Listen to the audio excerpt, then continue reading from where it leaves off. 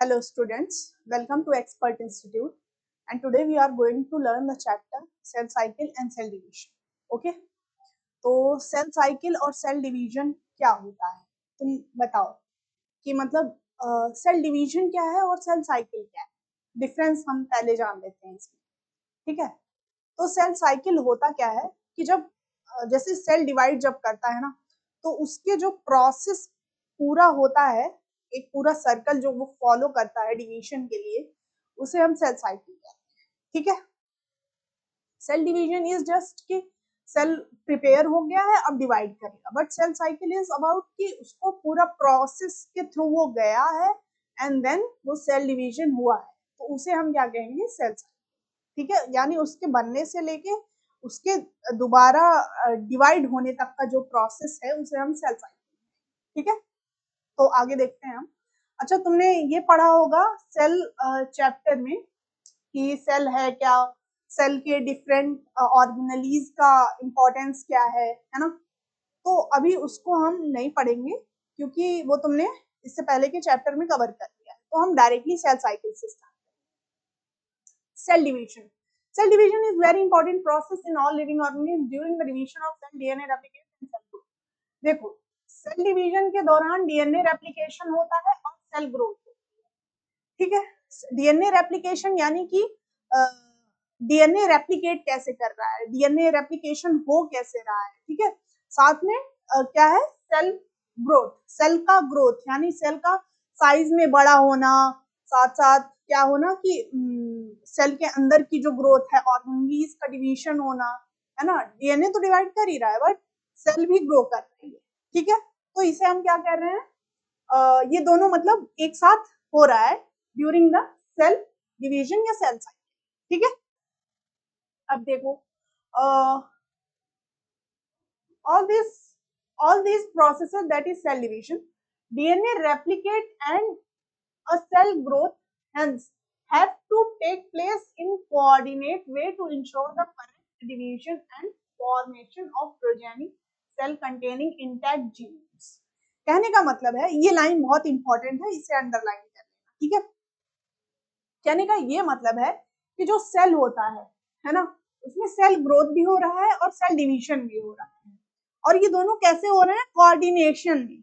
मतलब ऐसा नहीं कि पहले सेल डिवीजन हो गया, सॉरी सेल ग्रोथ हो गया, देन उसके बाद डीएनए रेप्लिकेट हो रहा है, या डीएनए रेप्लिकेट हो रहा है और सेल डिवाइड कर रहा है, ऐसा नहीं होता. ठीक है? ये दोनों साथ में ही काम कर रहे होते हैं, साथ में इनका डिवीजन हो रहा होता है. तो दैट इज लाइक कि cell growth and cell division, they are both are in coordination, मतलब एक साथ ही काम कर रहे हैं, मतलब एक साथ ही वो चीजें हो रही हैं ताकि क्या हो सके कि प्रॉपर सेल डिवीजन या प्रॉपर सेल साइकिल फॉलो हो सके. ठीक है? आगे देखते हैं. This sequence event by which a cell duplicates its genome synthesizes the constituent of the cell eventually divides into two daughter cells. और ऐसे क्या होता है? दो डॉटर सेल्स में डिवाइड हो जाती है सेल और इसे हम सेल साइकिल कहते हैं. ठीक है?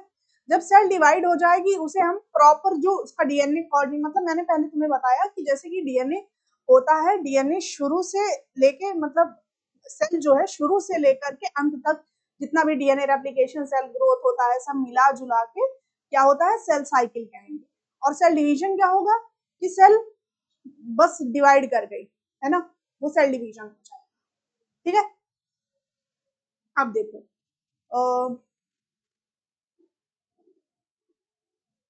सेल जो होती है वो ग्रोथ कह लो कि साइटोप्लाज्मिक इंक्रीज हो सकता है, कॉन्टिन्यूअस प्रोसेस है, डीएनए सिंथेसिस जो होता है, उसके साथ साथ क्या है? Specific stage, one specific stage in a cell cycle. मतलब डीएनए सिंथेसिस जो हो गया या साइटोप्लाज्म का इंक्रीज हो गया, है ना, तो ये जैसे कब हो रहे होते हैं? एक स्पेसिफिक स्टेज में इन सेल साइकिल, मतलब एक स्पेसिफिक स्टेज होती है सेल साइकिल में, उस टाइम पे मतलब अपने अपने टाइम पे जो होता है डीएनए रेप्लिकेशन या कह लो सेल ग्रोथ, वो धीरे धीरे अपने अपने टाइम पे हो रही होती है. ठीक है? तो बेसिकली इस लाइन का यही मतलब है. और अंत में क्या होता है कि ये देखो, replicated chromosome DNA are then distributed in daughter nuclei by the complex series of events during a cell division These events are themselves undergo genetic control. तो मतलब ये जितने भी सेल डिवीजन होते हैं ना, वो सेल डिवीजन में जितना भी प्रोसेस होता है दैट इज मतलब वो जाता है किसके थ्रू जाता है, कह लो जेनेटिक कंट्रोल के थ्रू जाता है, ठीक है। मतलब सब जेनेटिकली कंट्रोल है, डॉटर न्यूक्लियाई कब बनेगा, या कह लो रेप्लिकेशन ऑफ क्रोमोसोम या डीएनए कब हो रहा है ना। तो ये चीजें क्या हो रही हैं कि एक जेनेटिक कंट्रोल है इन पे। अगर जेनेटिक कंट्रोल ना हो तो क्या होगा, सोचो इसके बारे में, हम बाद में पढ़ते हैं, ठीक है। अब देखो phases of cell cycle. Phases of cell cycle, ये तुम डायग्राम देख रहे हो, है ना। सेल साइकिल का एक प्रॉपर डायग्राम की सेल साइकिल कैसे काम करती है। तो यहाँ पे हमारा क्या है, G1 फेज है, फिर S फेज है, यानी G1 फेज है ये यहाँ तक, देन यहाँ से लेके यहाँ तक S फेज है, और यहाँ से यहाँ तक क्या है, G2 फेज है, और देन उसके बाद M फेज है। M फेज को हम क्या बोलते हैं, माइटोसिस फेज, ठीक है। देखो अब इसमें क्या हो रहा है कि जैसे, और यहाँ पे G0 फेज है ना, ये जो एरो बनी है G0 फेज है, G0 या G0 कह लो, ठीक है, दोनों में से कुछ भी। तो देखते हैं, देखो जो 90%, जैसे कि अभी हमने बात की ना G1 से लेके G2 तक फेज, ये कौन सा फेज होता है, इंटरफेज कह सकते हो तुम, ठीक है। इंटरफेज इसे कहा जाता है, इसका दूसरा नाम है इंटरफेज। मतलब ये तीनों मिलाकर के G1 G2 and S phase को हम क्या कहेंगे, इंटरफेज कहेंगे। अब बात होती क्या है, ये जो होता है ना 95% of time is taken by this interphase, और बाकी जो 5% टाइम होता है वो किसके लिए होता है, माइटोसिस फेज के लिए, ठीक है। माइटोसिस फेज में क्या क्या है, prophase, metaphase, anaphase, telophase and cytokinesis, ठीक है। प्रोफेज, मेटाफेज, एनाफेज और टीलोफेज प्लस साइटोकाइनेसिस, ठीक है। तो ये चीजें जो है, ये जो है बस 5% ऑफ टाइम में कंप्लीट हो रही है, और ये पूरा फेज जो है, ये इंटरफेज जो है, ये पूरा 95% ऑफ टाइम ले रहा है सेल डिवीजन का या सेल साइकिल का, है ना। तो आगे देखो यहाँ पे क्या है, फेज ऑफ सेल साइकिल। यहाँ पे जैसे नॉर्मल ह्यूमन सेल जो होती है वो 24 आवर्स एवरेज, एवरेज जो है, एवरेज 24 आवर्स का टाइम लेती है टू डिवाइड, है ना, एवरेज टाइम है। बट यहीं पे तुम इसका एग्जांपल देख रहे हो, वो सिर्फ 90 मिनट्स ले रहा होता है डिवीजन के लिए, सिर्फ 90 मिनट्स ले रहा है डिवीजन के लिए बस। मतलब कहने का है यहाँ पे कि सेल टू सेल या ऑर्गेनिज्म टू ऑर्गेनिज्म क्या है कि सेल का डिवीजन का टाइमिंग या सेल साइकिल का टाइमिंग डिपेंड करेगा सेल टू सेल और ऑर्गेनिज्म टू ऑर्गेनिज्म, ठीक है। आगे देखो, तो यहाँ हमने देखा था कि cell cycle is divided into two basic phases, that is interphase और M phase और माइटोसिस फेज, ठीक है, माइटोसिस फेज। तो ये इंपॉर्टेंट है।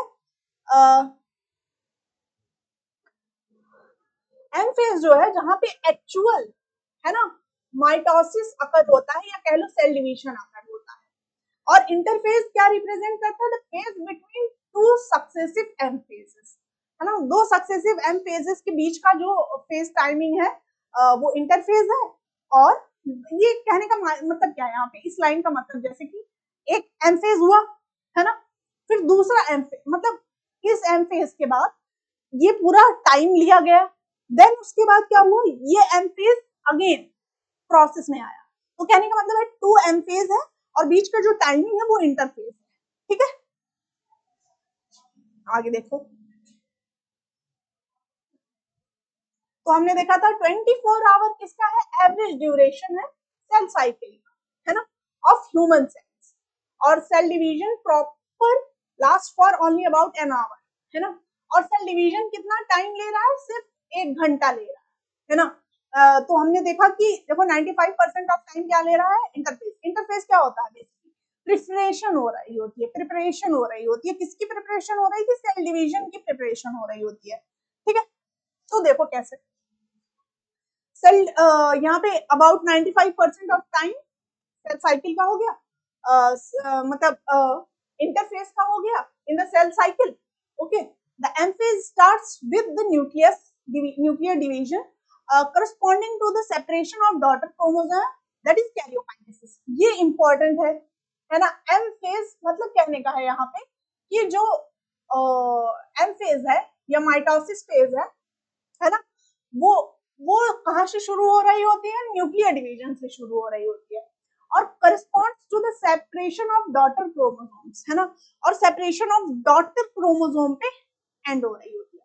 तो उसे हम क्या कह रहे होते हैं, karyokinesis. Karyokinesis is division of nucleus, ठीक है, and usually ends by the division of cytoplasm. और खत्म कहाँ पे होती है, डिवीजन ऑफ साइटोप्लाज्म। कैरियोकाइनेसिस खत्म होती है डिवीजन ऑफ न्यूक्लियस पे और साइटोकाइनेसिस खत्म होती है डिवीजन ऑफ साइटोप्लाज्म। अब देखो अगर सेल को डिवाइड होना है, इमेजिन करना सेल को डिवाइड होना है तो पहले न्यूक्लियस अंदर के पार्ट सारे डिवाइड होंगे, फिर अब सोचो कि उन्हें डिवाइड करने के बाद सेल को भी तो डिवाइड होना है ना, दो दो पार्ट एक ही चीज में रह के, मतलब दो दो न्यूक्लियस रह के एक ही सेल में क्या करेंगे, है ना। तो इसीलिए क्या होता है, दोनों सेल्स को डिवाइड होना होता है, ठीक है, गॉट इट।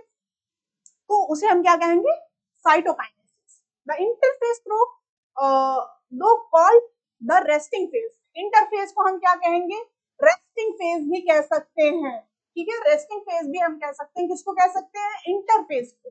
अब इंटरफेस को रेस्टिंग फेज क्यों कहा जा रहा है, क्योंकि उस ड्यूरेशन में कोई भी ऐसा दिखने वाला चेंजमेंट नहीं हो रहा है, ठीक है, दिखने वाला कोई चेंजमेंट नहीं हो रहा है, तो इसलिए इसे बोल दिया गया रेस्टिंग फेज। बल्कि ये रेस्टिंग फेज नहीं है, सबसे ज्यादा काम इसी में हो रहा है। क्या हो रहा है, प्रोटीन्स की सिंथेसिस हो रही है, डीएनए अपने आप को तैयार कर रहा है हर चीज के लिए, है ना। तो कहने का मतलब है सर पूरी तरीके से खुद को तैयार कर रही होती है, एनर्जी स्टोर कर रही होती है डिवीजन के लिए, बहुत सी चीजें होती हैं जो इंटरफेस में चल रही होती है, ठीक है। During which cell prepares cell for division, मतलब उस टाइम में क्या हो रहा है, सेल खुद को प्रिपेयर कर रही है सेल डिवीजन के लिए, ठीक है। Interface is divided into 3 further phases, ठीक है। हमने देखा कि इंटरफेस 3 फेजेस में डिवाइड की गई है, that is G1, S phase and G2। यानी G1 यानी गैप 1 फेज, फिर है S फेज यानी सिंथेसिस फेज, एंड देन है G2 मींस गैप 2 फेज, ठीक है। अब इसके बारे में हम पढ़ते हैं कि G1 फेज क्या है, interval between mitosis and initiation of DNA replication, ठीक है।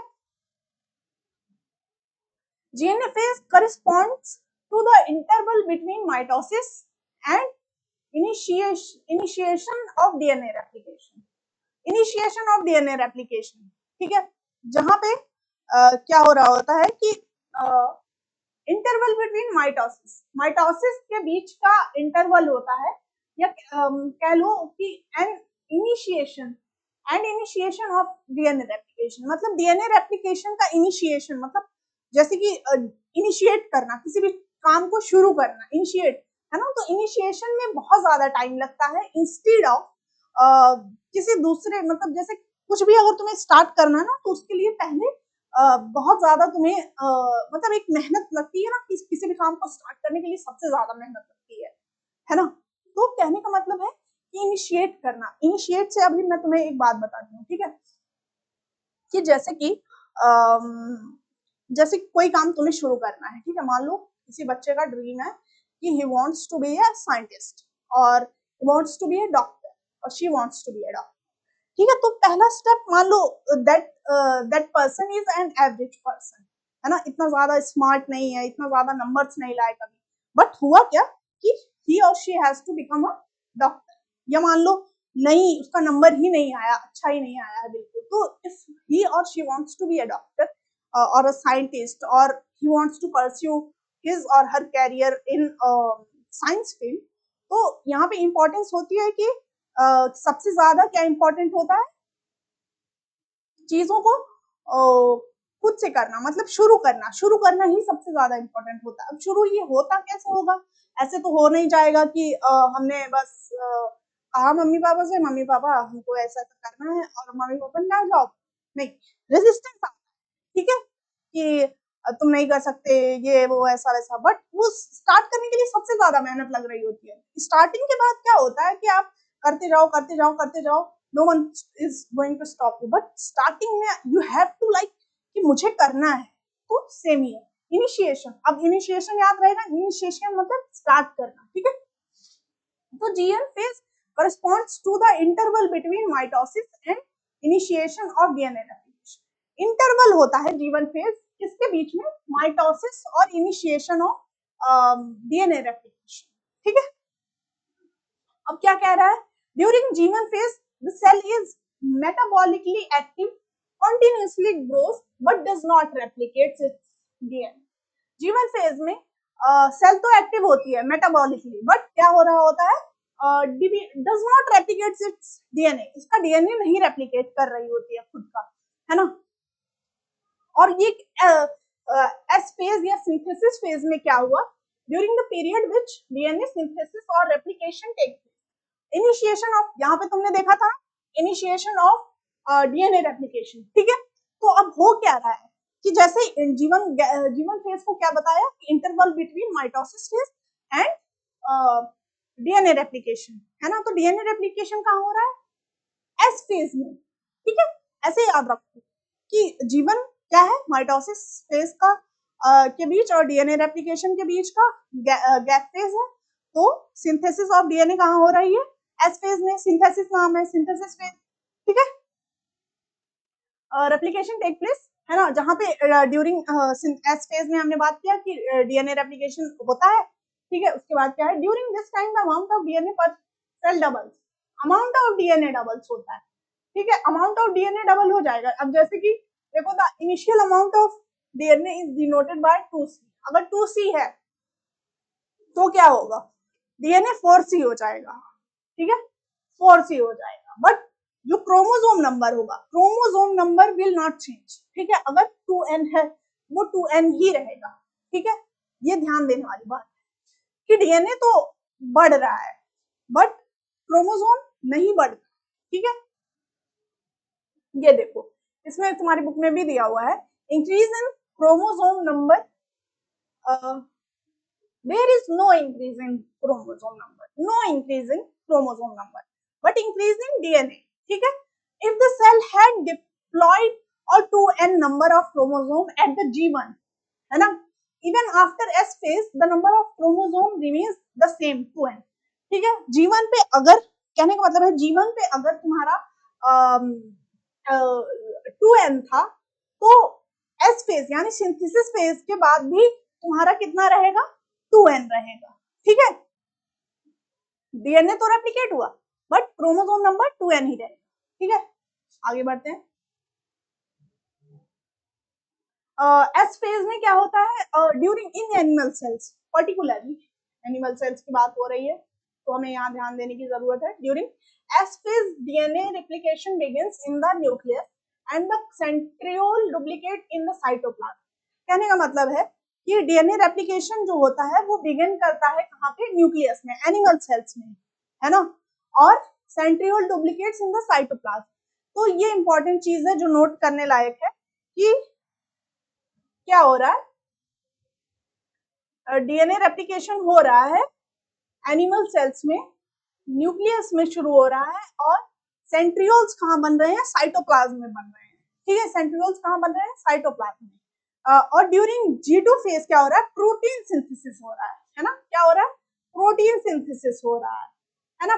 Preparation for the mitosis while cell growth continue, cell growth होती जा रही है, होती जा रही है, होती जा रही है, बट क्या हो रहा है, जीवन फेज में हमने क्या देखा, जीवन फेज एक गैप फेज है between mitosis phase and S phase, ठीक है, या डीएनए रेप्लिकेशन फेज। और जो जीवन फेज है उसमें क्या हो रहा है, सेल एक्टिव है, ग्रो कर रही है, माइटोटिक मतलब सॉरी मेटाबॉलिक एक्टिविटीज हो रही हैं, ठीक है बच्चों, मेटाबॉलिक एक्टिविटीज हो रही हैं। बट G2 फेज में क्या हो रहा है, प्रोटीन सिंथेसिस हो रहा है, और एस फेज में क्या हो रहा है, डीएनए रेप्लिकेट कर रहा है ना। 2C से 4C हो गया, बट क्रोमोसोम 2N था तो 2N ही है एस फेज में भी, ठीक है। ये चीजें याद करने लायक और इसको दिमाग में बैठा लो। Some cells in the adult animal do not appear to exhibit division. मतलब कुछ सेल ऐसी होती हैं जो डिवाइड नहीं करती हैं, ठीक है, जैसे कि हार्ट सेल हो गया। हार्ट सेल, हार्ट में जो हमारे सेल प्रेजेंट होती है वो डिवाइड नहीं करती है, ठीक है। अब क्यों नहीं डिवाइड करती है? क्योंकि उसकी जो सेल्स होती है ना वो सिर्फ तब डिवीजन करती हैं जब कह लो कि सेल उस ऑर्गन को नीड होती है ना। उस ऑर्गन को अगर नीड होगी डिवीजन की तब वो सेल्स डिवाइड करेंगी। अब ये बताओ, अब ये देखो कि अगर, है ना, मतलब यहाँ पे देखो, बिकॉज द इंजरी, इंजरी के कारण, है ना, या तो इंजरी के कारण या सेल डेथ के कारण वो डिवाइड होती हैं।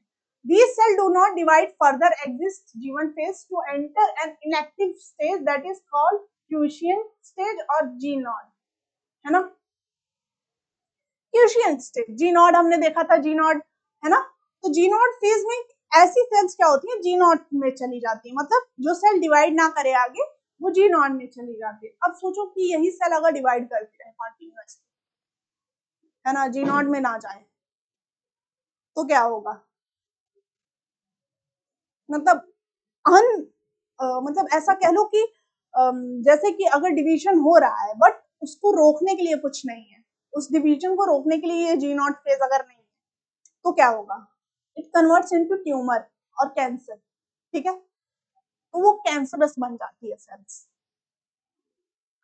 तो आगे देखो, cell in this stage remain metabolically active but no longer proliferate unless called on to do so as requirement of the organism। कहने का मतलब है कि जैसे कि सेल तब तक जब जी नॉट फेज में एंटर कर जाती है ना, जब सेल जो है जी नॉट फेज में एंटर कर गई, इसमें जी नॉट फेज में, या क्या कह रहे हैं हम, क्यूशियन फेज, क्यूशियन स्टेज, उसमें अगर एंटर कर गई है तो क्या दिक्कत हो जा, मतलब क्या बात हो जाती है यहाँ पे कि वो तब तक मतलब नहीं करेगा डिवीजन जब तक उस पर्टिकुलर ऑर्गन या पर्टिकुलर सेल को नीड नहीं पड़ जाती है, उसकी सेल डेथ हो गई या इंजरी हो गई, है ना, तो इस वजह से ही डिवीजन होता है बस।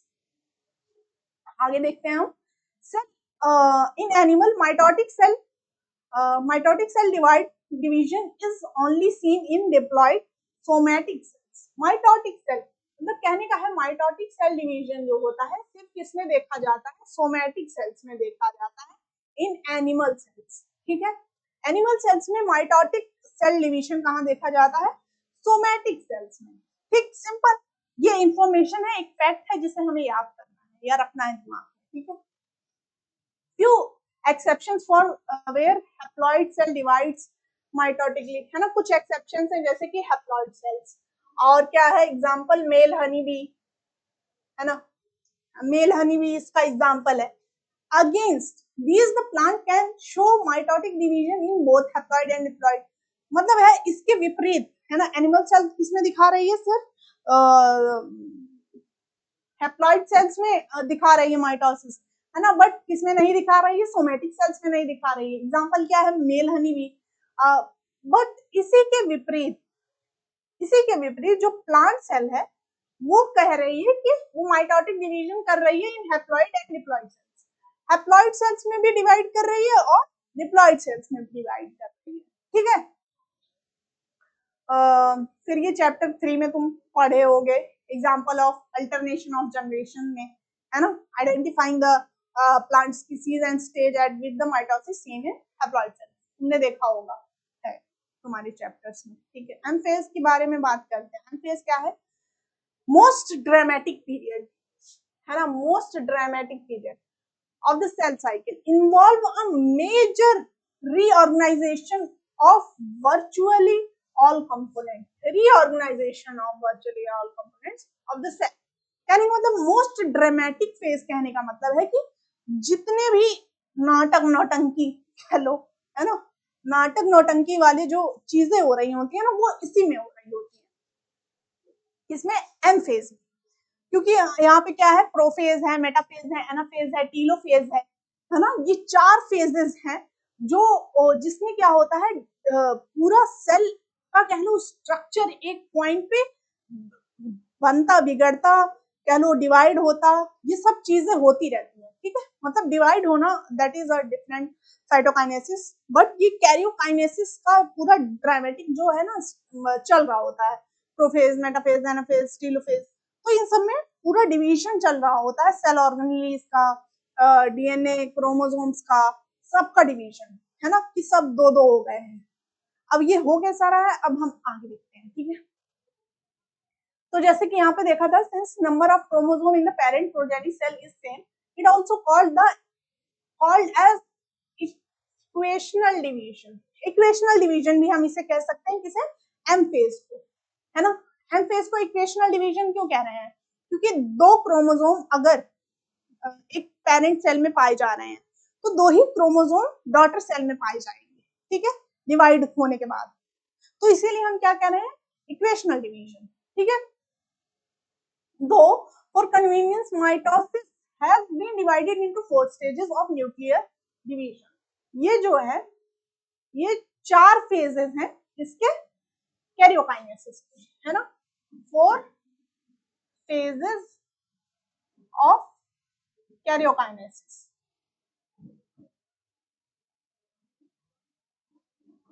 कैरियोकाइनेसिस और न्यूक्लियर डिवीजन।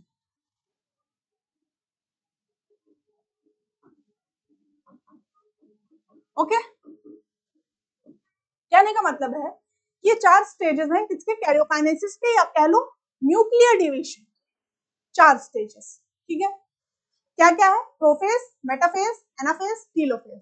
इसे याद रखो, है ना, इसे सीक्वेंस में याद रखो, क्योंकि सीक्वेंस में ही ये काम करते हैं, ठीक है। किसी को आगे पीछे किया, लिख दिया, तो गड़बड़ हो जाएगा थोड़ा सा, ठीक है। प्रोफेज, मेटाफेज, एनाफेज, टेलोफेज, ठीक है।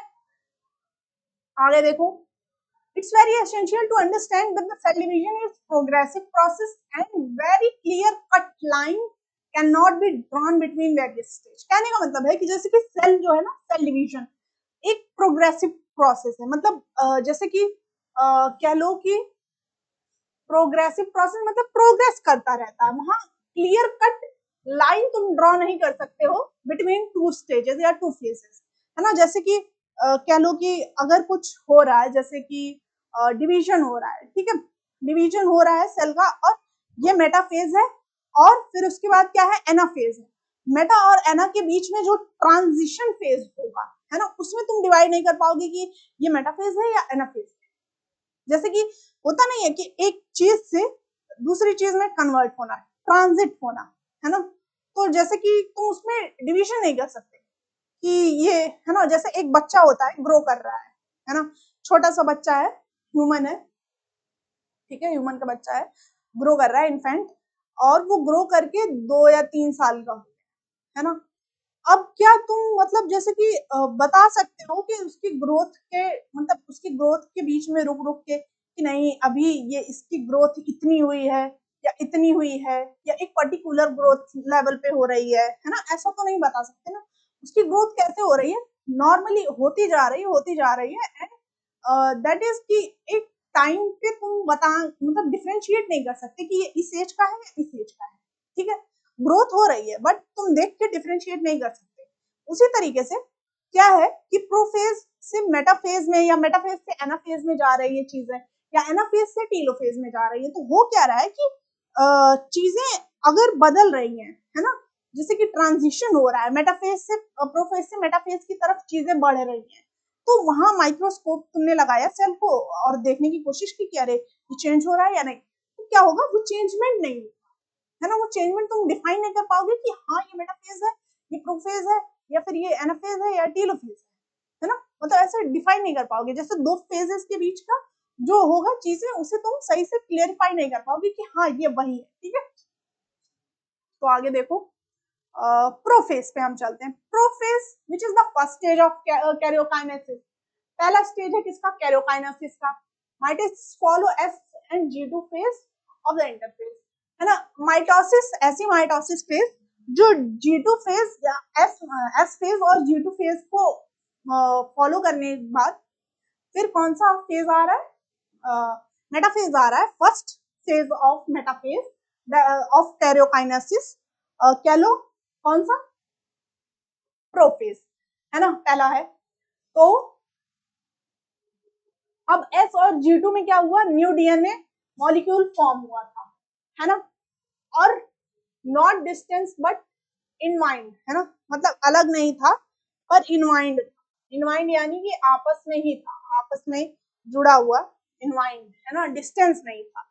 Prophase is marked by the initiation of condensation of chromosomal material, initiation of condensation of chromosomal material, chromosomal material का कंडेंसेशन यानी क्रोमोसोमल मटेरियल बनने के लिए जो कंडेंसेशन की जरूरत होती है, जो आगे के प्रोसेस की जरूरत होती है, वो इनिशिएट कौन कर रहा है, प्रोफेज कर रहा है, ठीक है, प्रोफेज। फिर उसके बाद आगे देखो, the chromosomal material become untangled tangled during the process of chromatin condensation।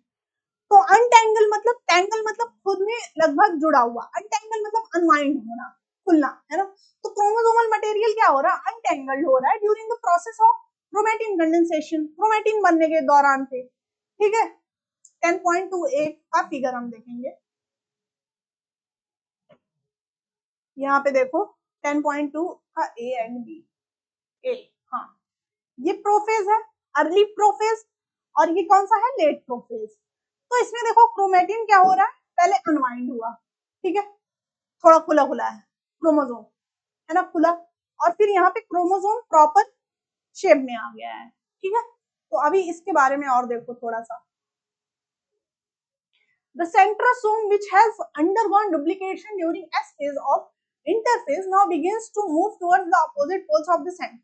मतलब जैसे ये सेल है ना, जो सेंट्रोसोम, सेंट्रोसोम, हाँ वो क्या हो रहा है, प्रोफेज पे यहाँ अपोजिट पोल्स में, ये अपोजिट पोल्स हैं, ठीक है, ये पहला पोल, मतलब ये जैसे कि अर्थ का तुमने देखा होगा नॉर्थ पोल साउथ पोल, उसी तरीके से ये अपोजिट पोल्स हैं, ठीक है, ये अपोजिट पोल की तरफ ये इधर मूव कर रहा है एक सेंट्रोसोम, एक सेंट्रोसोम इधर मूव कर रहा है, तो इसे हमने क्या कहा, अपोजिट पोल्स की तरफ सेंट्रोसोम मूव करना है।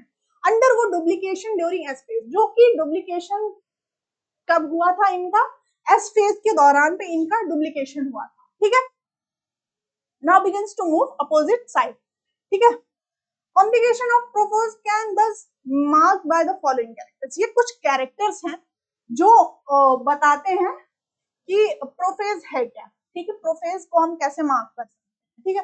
तो पहला देखो, chromosomal material condenses to form compact mitotic chromosome, compact mitotic chromosome बनाता है ना,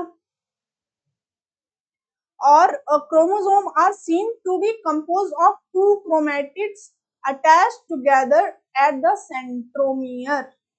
अब देखो ये क्या बात कह रहा है, कह रहा है क्रोमोसोमल मटेरियल जो होता है वो कंडेंस होता है, कंडेंस यानी कि कंसंट्रेट कह लो, है ना, कंसंट्रेट या कंडेंस, है ना, तो क्रोमोसोमल मटेरियल क्या हो रहा है, कंडेंस हो रहा है to form the compact mitotic chromosome, है ना, एक माइटोटिक क्रोमोसोम बनाने के लिए कंडेंस हो रहा है। Chromosome are seen to be composed of two chromatids, two chromatids, है ना, सिस्टर क्रोमैटिड्स तुमने पढ़े होंगे, है ना, क्या होते हैं, सोचो सोचो, मैं तुम्हें कहाँ बनाऊं, हाँ ये देखो, ये एक क्रोमैटिड हो गया, ठीक है, टू सिस्टर क्रोमैटिड्स, अब ये टू सिस्टर क्रोमैटिड्स हो गए, है ना, तो कहने का मतलब है कि इसमें chromosome are seen to be composed of two chromatids attached together at the centromere, है ना, दो क्रोमेटिड सेल्स कहाँ पे अटैच्ड है, एक सेंट्रोमियर पे, ये है क्रोमेटिड्स, तो इस पे दो क्रोमेटिड्स अटैच हुई हैं, है ना, सेंट्रोमियर पे, ये क्या है, सेंट्रोमियर है, ठीक है, इतना समझ आया, सेंट्रोमियर क्रोमेटिड्स, ठीक है, टू सिस्टर क्रोमेटिड्स एक ही सेंट्रोमियर पे अटैच हो गई, ठीक है। कहने का मतलब यही है कि क्रोमोसोमल मटेरियल जो है वो क्या कर रहा है, to form the compact mitotic chromosome, chromosome are seen to be composed of two chromatids attached to a centromere, ठीक है, टू क्रोमैटिड्स कहां अटैच है, सेंट्रोमियर से, और centrosome which had undergone duplication during the interphase began to move towards opposite pole, centrosome जो है वो opposite poles में मूव कर रहा है, of the cell, है ना. Each centrosome radiates out microtubules called ester, है ना. Microtubules, सॉरी यहाँ पे पेन, हाँ, माइक्रोट्यूब्यूल्स निकालेगा, उसे हम क्या कहेंगे, एस्टर. क्या कहेंगे, एस्टर. ठीक है. ऐसे तुमने देखा होगा ना, ये तो मैंने एज अ स्ट्रक्चर बना दिया था. थोड़ा सा ऊपर चलते हैं. यहाँ देखो, जैसे कि ये क्या है, सेंट्रोसोम, हाँ सॉरी, सेंट्रोसोम का ऐसा कुछ स्ट्रक्चर होता है ना, ट्यूब्यूल टाइप, हल्का सा छोटा सा कुछ इस तरीके का स्ट्रक्चर होता है. वहां से माइक्रोट्यूब्यूल्स निकलती हैं. ठीक है, माइक्रोट्यूब्यूल्स निकल रही होती हैं, फाइबर लाइक स्ट्रक्चर होते हैं, जिसे हम क्या कह रहे होते हैं, एस्टर कह रहे होते हैं. The two aster together with spindle fiber form the mitotic apparatus.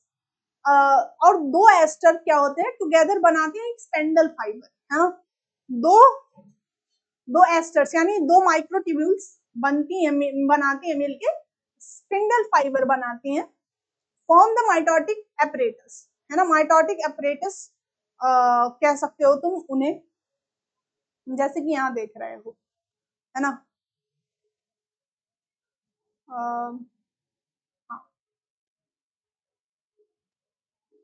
Mitotic apparatus. अब उसके आगे देखते हैं. Cell at the end of the prophase when viewed under the microscope do not show Golgi complex, है ना. एंडोप्लाज्मिक रेटिकुलम, न्यूक्लियस और nuclear envelope. कहने का मतलब है सेल प्रोफेज के दौरान जो सेल को अगर हम माइक्रोस्कोप के अंदर देखेंगे तो वो क्या नहीं दिखाएंगे, Golgi complex, endoplasmic reticulum, nucleus और न्यूक्लियर. ठीक है, तो ये चार चीजें नहीं दिखाएंगी. क्या क्या नहीं दिखा रही है, एंड ऑफ द प्रोफेज में क्या क्या नहीं दिखा रही है, Golgi complex, endoplasmic reticulum, nucleus और द न्यूक्लियर एनवलप, है ना. तो ये चीजें नहीं हमें मिलेंगी एंड ऑफ द प्रोफेज पे. अब हम मेटाफेज की तरफ बढ़ते हैं. 5 मिनट के लिए थोड़ा सा, है ना.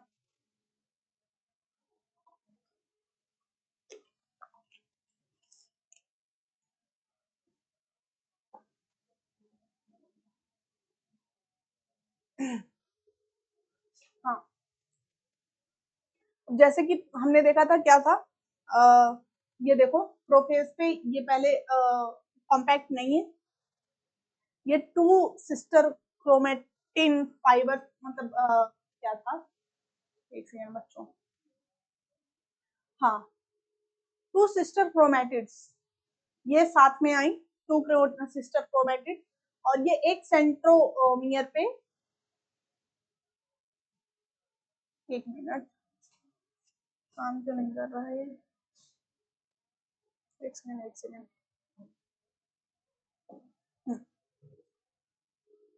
इस डायग्राम में तुमने क्या देखा कि दो chromosomes are to be seen composed of two chromatids attached together at a centromere, है ना. जैसे कि दो तुमने ये देखिए, ये जैसे ये है ना ऑरेंज ऑरेंज कलर का, ये एक सेंट्रोमियर से जुड़ा हुआ है, दोनों मतलब टू सिस्टर क्रोमैटिड्स किससे जुड़े हुए हैं, एक सेंट्रोमियर से जुड़े हुए हैं. तो बस यही कहने का मतलब था इसका. और आगे देखते हैं एमफेज, सॉरी एमफेज में मेटाफेज को हम देखते हैं. The complete disintegration of the nuclear envelope marks the start of the second phase of mitosis. अब हम ये क्या कह रहा है, सेकेंड फेज ऑफ माइटोसिस है. ठीक है, second phase of mitosis, chromosome spread through the cytoplasm of the cell, है ना. अब क्या होगा, साइटो क्रोमोसोम जो होगा वो स्प्रेड होगा through the cytoplasm of the cell, है ना. थोड़ा सा साइटोप्लाज्म ऑफ द सेल से स्प्रेड होना शुरू हो जाएगा, मतलब फैलना शुरू हो जाएगा. By this stage, condensation of chromosome is completed and they can be observed clearly under the microscope. These then stages which morphology of the chromosome is most easily studied. मतलब ये ऐसा एक स्टेज है ना जहाँ पे मॉर्फोलॉजी ऑफ क्रोमोसोम्स जो होती हैं वो आसानी से पढ़ी जा सकती है. और इसमें क्या हो रहा होता है, क्रोमोसोम फैल के मतलब घूम रहा होता है, कह लो कि मतलब फैल जाता है क्रोमोसोम साइटोप्लाज्म में, ठीक है। और by this condensation of chromosome is completed and they can be observed clearly under the microscope, और माइक्रोस्कोप के अंदर तुम उन्हें क्या कर सकते हो, क्लियरली ऑब्जर्व कर सकते हो। क्या कर सकते हो, क्लियरली ऑब्जर्व कर सकते हो, ठीक है। आगे देखते हैं। और जैसे कि इसमें देख रहे हो कि ये फ्लोट कर रहा है ना, इस डायग्राम में ये ट्रांजिशन ऑफ मेटाफेज है, मतलब मेटाफेज की तरफ बढ़ते हुए। और ये क्या है, मेटाफेज जब प्रॉपर, मेटाफेज क्या हो रहा है, अलाइन हो रहा है क्रोमोसोम इक्वेटोरियल पोजीशन पे, इक्वेटर पे कह लो, इस सेल के इक्वेटर पे अलाइन हो रहा है, ठीक है। और क्या हो रहा है यहाँ पे, ये फ्लोट कर रहा था और ये माइक्रोट्यूब्यूल से जुड़ा हुआ है, बट क्या हो रहा है, धीरे धीरे ये इक्वेटोरियल पोजीशन पे जा रहा है, ठीक है। ट्रांजिशन ऑफ मेटाफेज, और ये मेटाफेज है, प्रॉपर मेटाफेज, ठीक है। और यहाँ पे क्या लिखा है, हाँ 10.2 का भी हमने देख लिया। Small dish shape structure of the surface of the centromeres called kinetochores, है ना, sorry, small disc-shaped structures at the surface of centromere are called kinetochores. These structures serve as the site of attachment of spindle fiber to the chromosome. अब ये जो kinetochore है ना, ये central structure जो है वो काइनेटोकोर होगा। और काइनेटोकोर हेल्प क्या कर रहा है, स्पिंडल फाइबर्स को अटैच होने में हेल्प कर रहा है, ठीक है। स्पिंडल फाइबर्स जैसे कि वो वहां से निकले हुए हैं ना, ये इससे centrosome centrioles, sorry, microtubule aster से फाइबर्स निकले हुए हैं ना, बन बन के, स्पिंडल फाइबर बन बन के, तो इस तरीके से ये क्रोमोसोम पे अटैच होंगे और उसे इक्वेटोरियल पोजीशन पे लाके रख देंगे।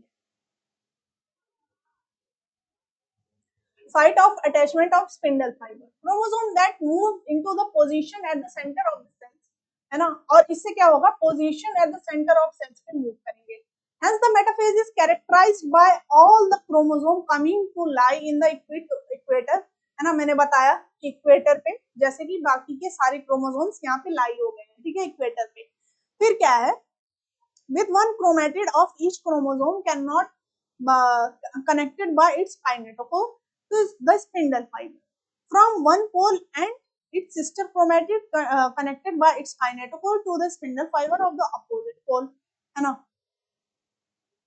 कहने का मतलब है कि ये देखो यहाँ पे, ये जो है ना, एक साइड से इस पे काइनेटोकोर्स पे आके अटैच हुआ है स्पिंडल फाइबर, और एक साइड से इस पे आके अटैच हुआ है स्पिंडल फाइबर, ठीक है। तो कहने का मतलब एक ही क्रोमोसोम में किस तरीके से अटैच हो रहा है, स्पिंडल फाइबर इस तरीके से अटैच हो रहा है अपोजिट पोल्स, ठीक है, अपोजिट पोल्स पे अटैच हो रहा है, ठीक है। The plane of alignment of chromosome at the metaphase is referred to as metaphase plane, है ना। और जो इसका प्लेन है जिसपे मेटाफेज अलाइनमेंट हो रहा है, ये मेटाफेज प्लेट कहलाती है, ठीक है। द की फीचर्स कुछ हैं, देख लो की features. Spindle fiber attach to the kinetochore of the chromosome, spindle fiber attached to the kinetochore of the chromosome. Chromosomes are moved to spindle equator and get aligned along the metaphase plate through the spindle fiber on both poles, है ना। यहाँ पे कहने का मतलब है chromosome are move to spindle equator, मतलब जो क्रोमोसोम होगा वो क्या है, स्पिंडल से इक्वेटर की तरफ मूव किया जाएगा और aligning along the metaphase plate through the spindle fibre to the both poles, है ना। तो दोनों पोल्स की तरफ उसे खींचा जाएगा। अब खींचने के आगे, मतलब खींचने से जो प्रोसेस शुरू होता है वो होता है एनाफेज। अब एनाफेज क्या है, थर्ड फेज ऑफ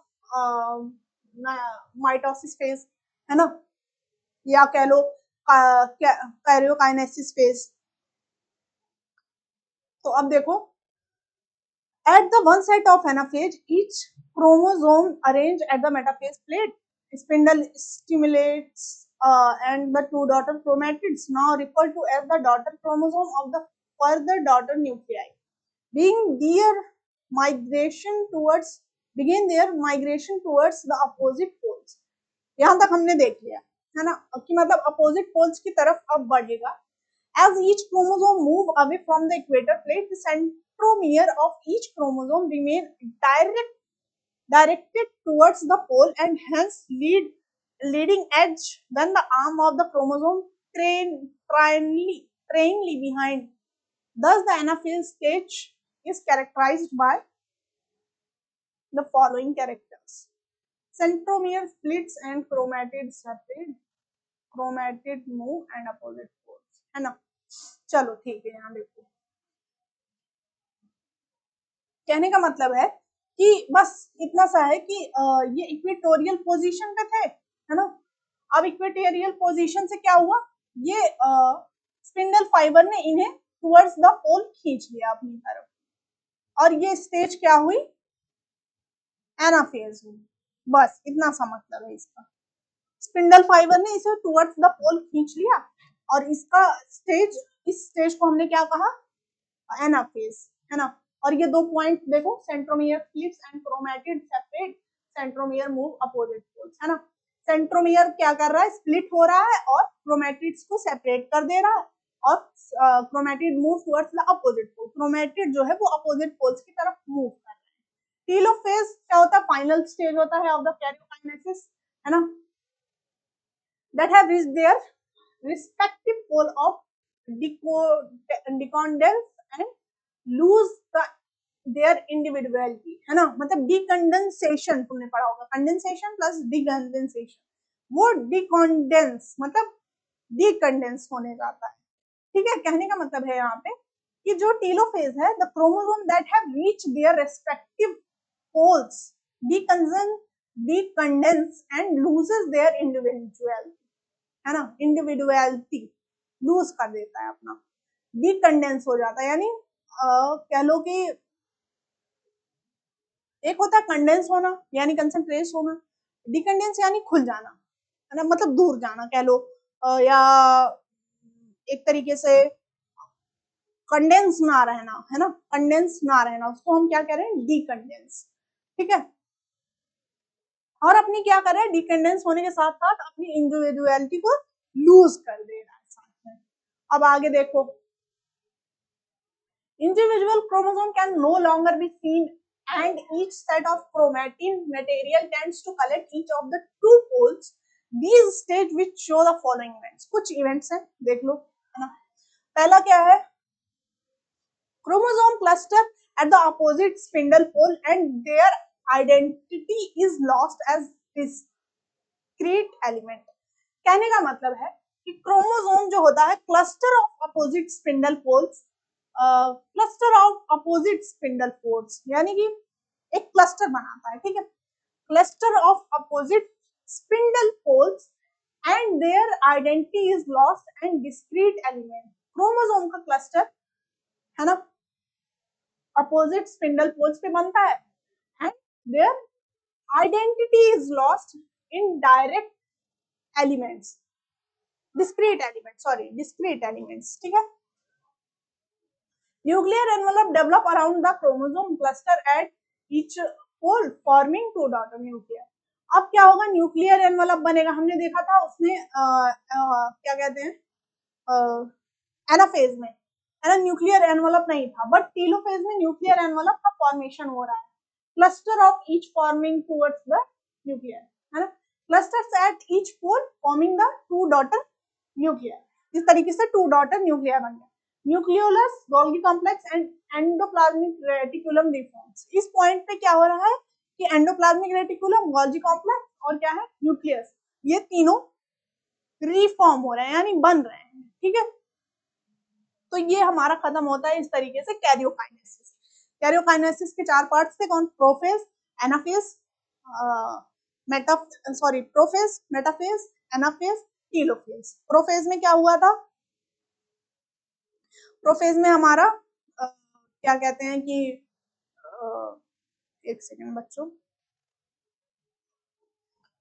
प्रोफेज में हमारा जो डीएनए था, क्रोमोसोम का डिवीजन स्टार्ट हो गया था, और एनाफेज में क्या हुआ था, क्रोमोसोम मतलब प्रोफेज में ही, लेट प्रोफेज में क्रोमोसोम प्रॉपरली अपने अपने पोजीशन पे आ गए थे, प्रॉपर क्रोमोसोम्स फॉर्म हो गए थे।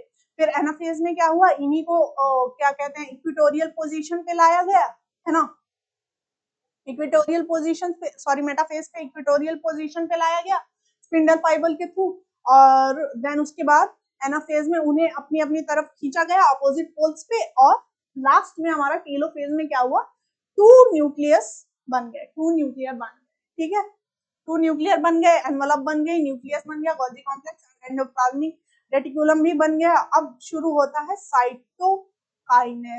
बट ये देखो, एनाफेज हमने देखा था, टीलोफेज में देखो ये न्यूक्लियर एनवलप बनने की कगार पे है, और ये कैरियो, ये इंटरफेस के लिए, ये इंटरफेस का टीलोफेज पे दो न्यूक्लियस बन गए हैं, न्यूक्लियर एनवलप भी बन गया है।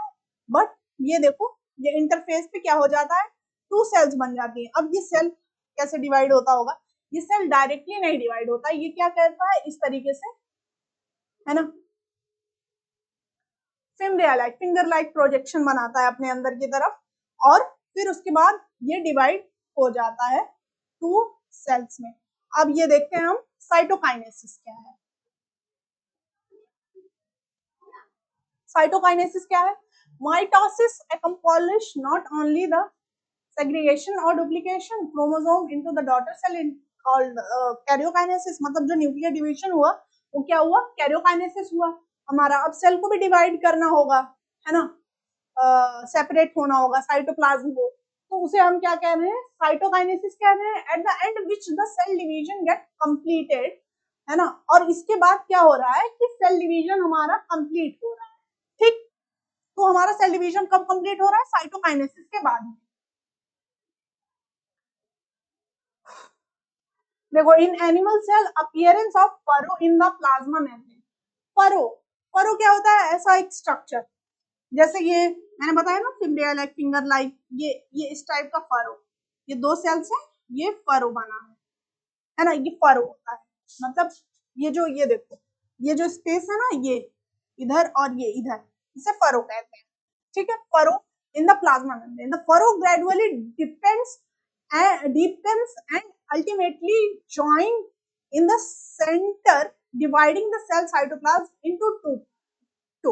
कहने का मतलब है, देखो ये जो होता है ना, ये इतना मतलब प्रो डीप हो जाता है एक दूसरे से। अब जैसे ये है, इसको हम एक और डायग्राम बनाते हैं, ये इतना डीप हो जाएगा ना कि एक दूसरे को टच करेगा एक पॉइंट पे, और टच करने के बाद कट हो जाएगा एक पॉइंट पे आने के बाद, है ना, हट जाए। मतलब वो फरो ऐसे, जैसे कान का छेद तुमने देखा होगा, है ना, बच्चियां कराती हैं कान का छेद, कैसे होता है, कान का छेद हो गया, बट क्या हो रहा है, जो कवर होता है वो, जो स्किन होती है वो धीरे धीरे कवर कर लेती है, ठीक है। तो उस तरीके से ये सेल फरो से क्या कहते हैं कि एक तरीके से सेल, मतलब जैसे कि स्किन आ जाती है ना कान के छेद के बीच में, तो उसी तरीके से कह लो कि ये सेल की स्किन है और ये सेल की स्किन आ गई है, फरो, है ना।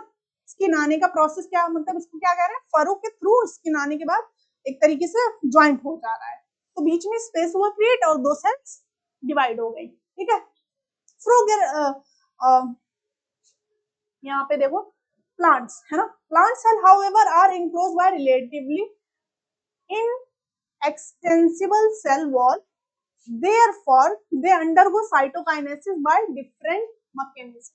कहने का मतलब है कि सेल वॉल प्रेजेंट होती है, किसमें प्रेजेंट होती है, सेल प्लांट्स में, है ना, प्लांट सेल्स में सेल वॉल प्रेजेंट होती है। तो सेल वॉल, अब इसमें क्या है, इसका थोड़ा मैकेनिज्म जो है वो डिफरेंट होगा, ठीक है, मैकेनिज्म उसका डिफरेंट होगा। In plant cell wall formation start in the centre of the cell. Wall formation कहाँ स्टार्ट होता है, सेंटर ऑफ द सेल में, and grow outwards to meet the existing lateral walls, है ना।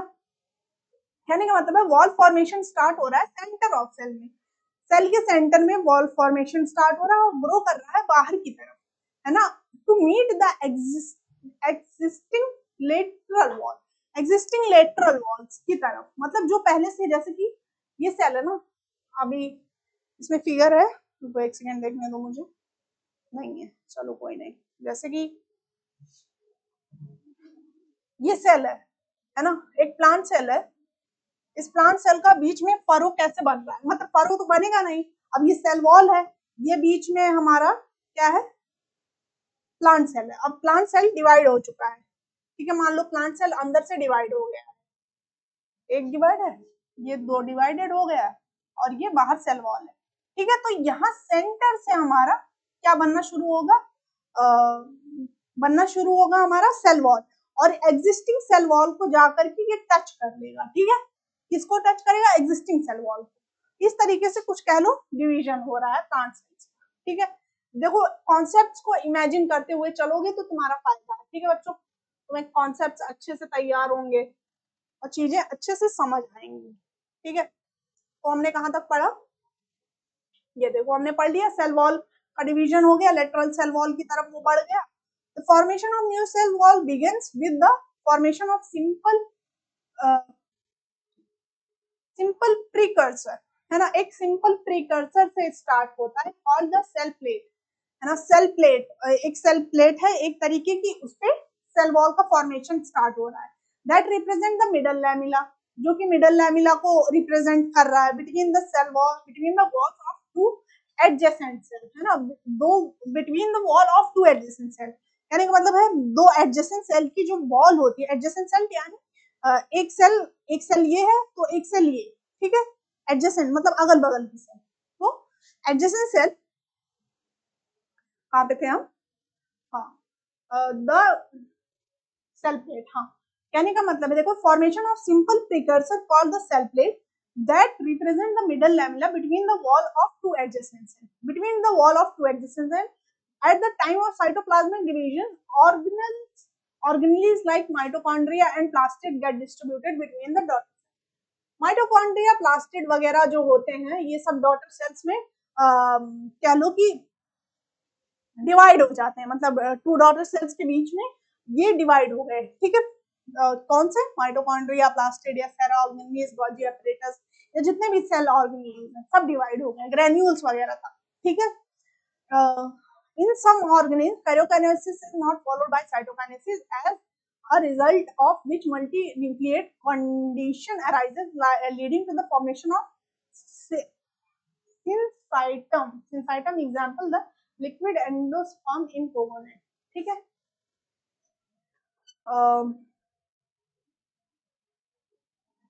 जिस सेल में क्या होता है, कैरियोकाइनेसिस जो होती है वो फॉलो नहीं होती है साइटोकाइनेसिस से, उसमें क्या होता है, मल्टी न्यूक्लिएटेड कंडीशन अराइज हो जाती है, जिसे हम क्या कहते हैं,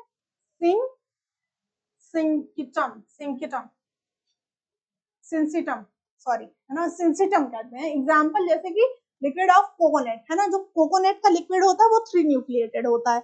उसी तरीके से ये जो है इसमें क्या होगा हमारा, कि अगर 2 न्यूक्लियस हो गए, 2 से ज्यादा हो गए, और क्या हो रहा है कि साइटोकाइनेसिस नहीं हो रही बट काइरोकाइनेसिस होती जा रही है, तो न्यूक्लियस का नंबर बढ़ता जाएगा उस पर्टिकुलर सेल में, ठीक है। तो इस तरीके से क्या होगा कि ये सॉरी अगेन, ये थोड़ा टंग ट्विस्टिंग है तो दैट्स व्हाई मुझे ऐसा हो रहा है। सिंसाइटम सॉरी, है ना, सिंसाइटम जैसा बनेगा। और सिग्निफिकेंस ऑफ माइटोसिस देख लो, significance of mitosis or the equational division, माइटोसिस बोला गया या इक्वेशनल डिवीजन कहा गया, usually restricted to the diploid cells only, मतलब माइटोसिस जो है वो यूजुअली रिस्ट्रिक्टेड है किस पे, न्यूक्लियाइड सेल्स पे, ठीक है, only. However, some lower plants and some social insect haploid also divide by mitosis. कहने का मतलब है एक्सेप्शन हो गए कुछ लोअर प्लांट्स और सोशल इंसेक्ट्स हैप्लॉइड सेल जो कि डिवाइड हो रहे हैं माइटोसिस से, ठीक है। Very essential to understand that the significance of division in the life of an organism. Mitosis usually result in the production of diploid daughter cells with identical genetic complement. Mitosis क्या basically बता रहा होता है, production of diploid daughter cells with identical genetic complements. कहने का मतलब है कि identical genetic complements मतलब जो ऐसे हो identical हो genetically, components जो genetic material के वो identical हो, तो उसे मतलब उसके क्या कह रहे हैं, माइटोसिस हो रहा है। The growth of multicellular organism is due to mitosis. Multicellular organism का growth क्यों हो रहा है, माइटोसिस के वजह से हो रहा है। Cell growth result in the distribution of ratio between nucleus and the cytoplasm. Cell growth क्या कर रही है, distribution of ratio between the nucleus and the cytoplasm, ठीक है।